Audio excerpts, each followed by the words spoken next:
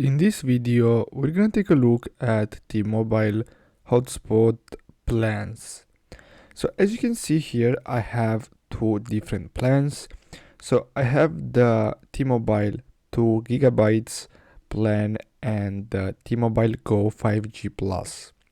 Now you can see the price difference between them. So as you can see, it's cheap and offers lots of flexibility if you need more data, but this doesn't have an unlimited data option.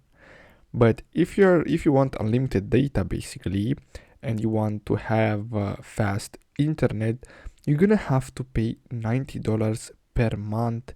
And as you can see, basically you have unlimited data, but keep in mind for phone use.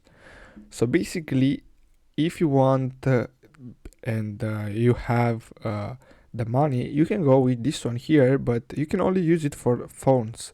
So I hope you found this video helpful. Thanks for watching, guys.